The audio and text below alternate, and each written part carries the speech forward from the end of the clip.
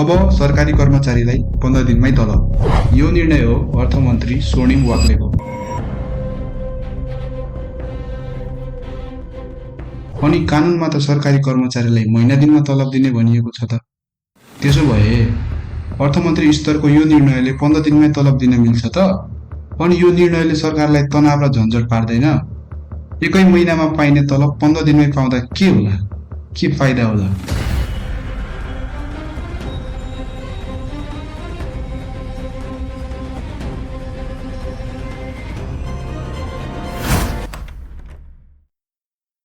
यो भिडियोमा हामी 15 दिनमै सरकारी कर्मचारीलाई तलब खुवाउने अर्थमन्त्रीको निर्णयको कारण र सम्भाव्यता र त्यसको प्रभाव अनि कानुनी वैधता बारे कुरा गर्नेछौँ। सबैभन्दा पहिला यो पत्र हेर्नुहोस्।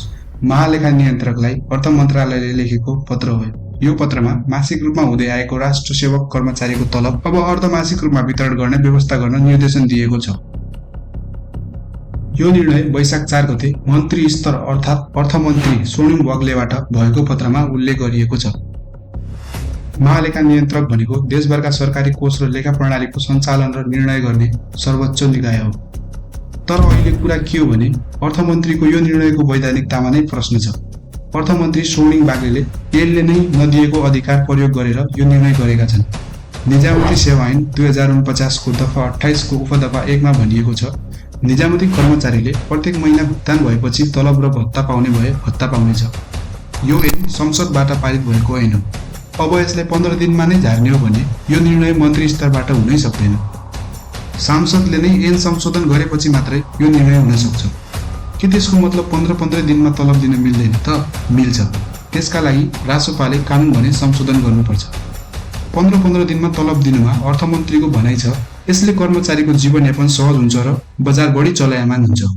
अर्थशास्त्रको सिद्धान्तले के भन्छ भने जति धेरै पैसा फ्लो हुन्छ उति धेरै वस्तुको माग बढ्छ। माग बढेपछि आपूर्ति र उपभोग पनि बढ्छ, जसले बजारमा आर्थिक गतिविधि बढाउँछ। नेपालमा महिना मरेपछि तलब दिने चलनले महिनाको पहिलो हप्ता व्यापार बढी हुने र महिनाको अन्तिम हप्ता बजार सुस्ताउने गरेको छ। तर 15 दिनमा तलब दिँदा पैसा बजारमा छुट्टै सर्कुलेट हुन्छ। 15 दिनमै तलब आयो भने कसैले महिनाको 20 गते नै सामान किन्न सक्छ, अर्को महिना कुर्नु पर्दैन। यसले फर्निचर उद्योगदेखि मजदुर र बिजुली खपतसम्मलाई फाइदा पुगाउँछ। अन्तर्राष्ट्रिय अभ्यास या अन्तर्राष्ट्रिय इक्जाम्पल हेर्ने हो भने अमेरिका, अस्ट्रेलिया, रसिया, बेल्जियम र फिलिपिन्स जस्ता देशहरूमा प्रत्येक 2 हप्तामा तलब दिने व्यवस्था छ। हाम्रो छिमेकी देश भारत र चीनमा भने महिना मरेपछि मात्र तलब दिने चलन छ। यसको मतलब यसमा त सबै कुरा सही त छ, सबै फाइदाजनक नै देखिन्छ। तर एकछिन, नेपालमा केही दुविधाहरू पनि छन्। कर्मचारीको तलब पर्याप्त नभएकाले महिना मरेपछि थोरै तलब भए पनि बचत हुने गरेको थियो। 15 दिनमा पैसा हात पर्दा फुर्मास गर्ने प्रवृत्ति भएकाहरूलाई पैसा जोगाउन मुस्किल हुन सक्छ र अर्थतन्त्रमा यसले समस्या पनि पार्न सक्छ। नेपाल सरकारले वर्षमा पारिश्रमिक र भत्ता मात्रै 11 खर्ब भन्दा बढी खर्च गर्छ। महिनामा करिब 24 अर्ब पारिश्रमिकमा मात्र खर्च हुन्छ। अब तलब 15 दिनमा दिँदा 24 अर्ब तुरुन्तै निकासा गर्नुपर्ने हुन्छ। यो सरकारका लागि चुनौतीपूर्ण पनि हुन सक्छ, किनभने अहिले कर्मचारीको तलब खुवाउन पनि राजस्व नपुगेर ऋण लिनुपर्ने अवस्था छ। अहिले स्थानीय तह मार्फत 3 महिनामा शिक्षकहरू तलब पाइरहेका छन्, तर शिक्षकहरू पनि 15 दिनमै तलब पाउनुपर्ने माग गरिरहेका छन्। अन्त्यमा सरकारले आर्थिक निकासा चिर्न यो कदम चालेको जस्तो देखिन्छ, तर कानुनी अड्कन र स्रोत व्यवस्थापन मुख्य चुनौती हुन सक्छ। तपाईलाई के लाग्छ?